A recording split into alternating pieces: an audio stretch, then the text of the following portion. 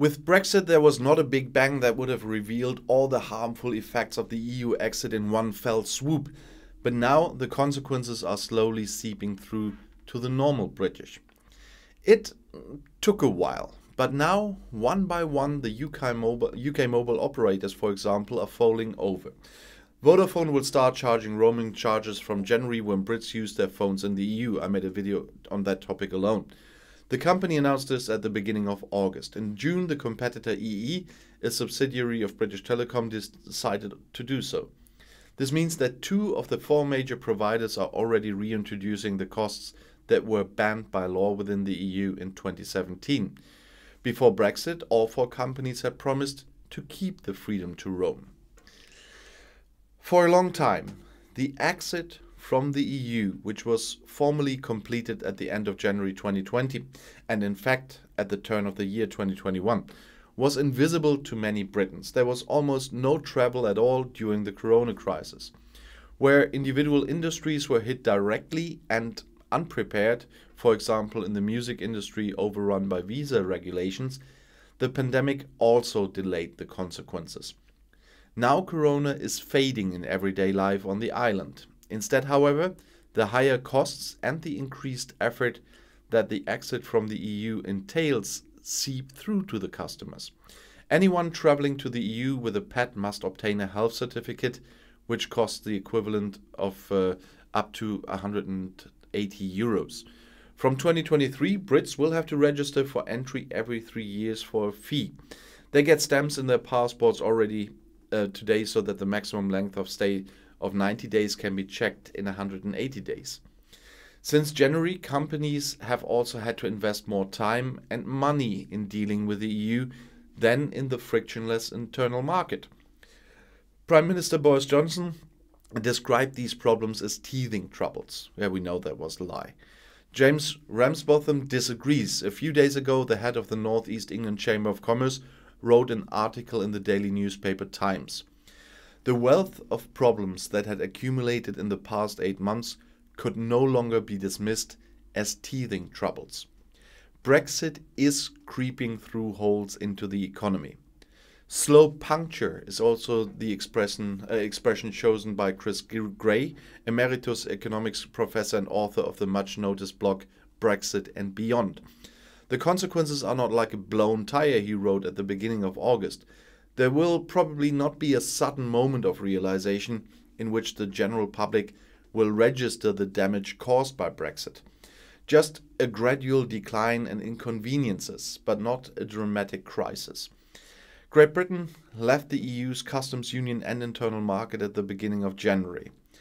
It is true that London and Brussels agreed at the last minute on a free trade agreement that eliminates tariffs and also quantity restrictions in the trade in goods.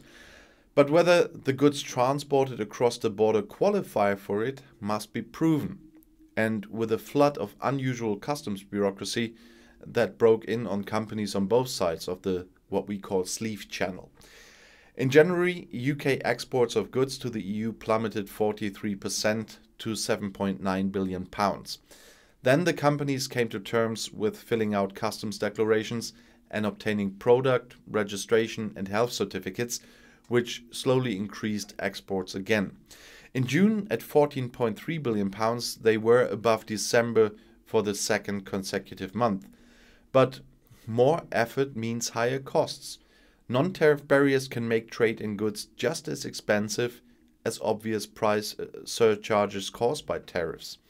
A substantial proportion of exporters even seem to prefer to pay unnecessary tariffs than to go through the bureaucracy to prove that their goods qualify for tariff-free.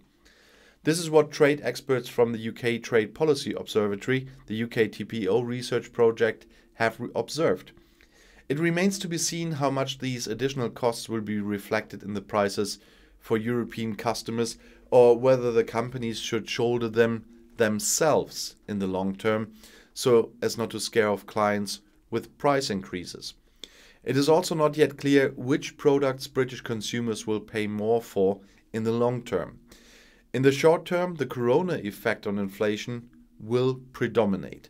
It is noticeable that Great Britain's imports of goods from the EU are recovering much more slowly. Imports in June were down from October 2020 at £19.2 billion. Since the beginning of the year, the island has been importing more from the rest of the world than from the continent, but that changed now. Experts are surprised because London has issued generous transition periods for customs checks and proofs for EU imports, in the knowledge that its own customs systems cannot cope with the onslaught.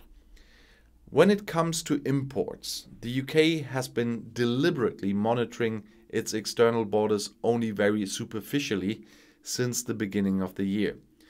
Scoffers point to the discrepancy with the Brexit slogan, "Take back control." The Bank of England suspects British companies may have prophylactically reorganized their supply chains and purchase more goods from domestic or non-EU sources. The Economic Research Institute Ehrenamt speculates, among other things, on the British side the bureaucracy problem could be bigger despite the transition periods. UK TPO analysts have calculated that UK imports from the EU from January to April were 26% lower than would have been in the case in an artificial world without Brexit. Until then, exports lagged by almost 19%. From October, the UK wants to tighten its checks on imports, even if important IT systems will not be available until 2023. The Food and Drink Federation reached out to the government in early August. Interruptions in the supply chain are inevitable when the controls are introduced. This is known from experience on the EU side, they wrote in a letter. James Ramsbotham of the North East England Chamber of Commerce wrote a letter to Boris Johnson. I made a video on that one earlier. And he asked that the Prime Minister pays immediate and personal attention to the Brexit issues. Nothing happened, complained Ramsbotham in the Times. His prognosis is, in the long term, it will be more difficult for companies to trade with Europe, and many are now less competitive than the European competitors.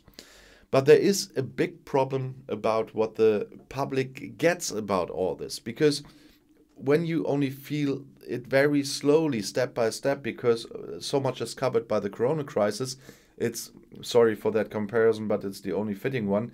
It's like the frog in the pot. I don't know if you know that picture. I don't mean literal one. If you put a frog in hot water, he jumps out immediately. But if you put him in cold water and heat the water up slowly, slowly, slowly, he will stay there until he's boiled. I'll see you in my next video. Bis bald.